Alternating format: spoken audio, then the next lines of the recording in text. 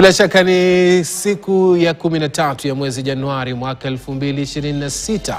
Matumaini yangu ni kwamba Jumanne yako imekuanzia vyema popote pale ambapo unatazama taarifa hizi za yanayojiri. Karibu sana kwa takriban saa 2 hivi tukiangazia taarifa mbalimbali kutoka maeneo tofauti. Tutakuwa tukiangazia masuala ya elimu, vile vile tutakuwa tukiangazia kisa ambacho kimetokea kule Kericho. Je, kunani? Je, Mursi kumefanya nini? Tutakuwa tunakujuza kisa hicho, na vile vile baadaye tutakuwa tukiingia kwenye mahojiano tukizungumzia masuala ya siasa. Leo siku ya Jumanne, unafahamu huwa tunatupia darubini masuala ya siasa, tukiweka siasa kwenye kikaango kuweza kujua je, ina maana gani, na je katika siku za usoni itakuwa na athari gani hasa. Tukiangazia jana ambapo tumemwona Rais William Ruto akiwa katika eneo la Nyeri, hususan katika eneo la Mathira. Je, kule Mathira ni ujumbe upi ambao alikuwa anauwakilisha kule? ODM ilikutana kule Kilifi katika eneo la Vipingo, ambayo ulikuwa ni uongozi wa chama hicho unakutana, lakini viongozi wawili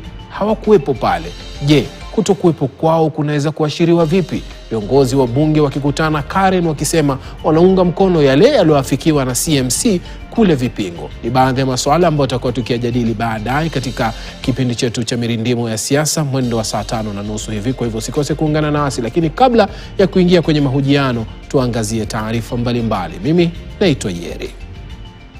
Huku shule za upili zikiendelea na usajili wa wanafunzi wa grade ya 10, shule nyingi hasa za mashinani za kutwa kutoka maeneo bunge ya wabunge ya Webuye Magharibi na Mashariki, kaunti ya Bungoma, zinakabiliwa na changamoto ya miundo msingi ya kuwapa wanafunzi hao masomo mapya ifaavyo. Hii ni kufuatia tofauti za usemi wa serikali kuwa imejiandaa vyema, washikadau husika wakiomba kuingilia kati na kuboresha mazingira ikiwemo ujenzi wa maabara, vyoo na kuwepo kwa maji safi katika shule mbalimbali za mashinani na za kutwa kwenye wadi ya Bokoli, shule ya Moyokwe.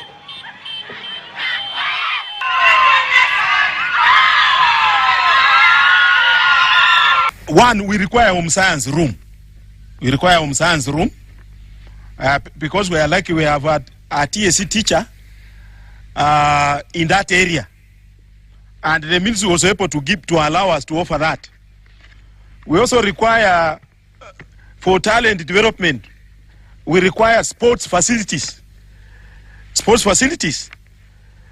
We require a laboratory.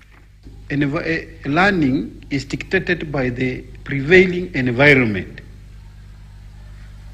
If we have to create a more conducive environment, then, as the principal has said, this school or these schools around here, they need permanent and reliable water that is safe.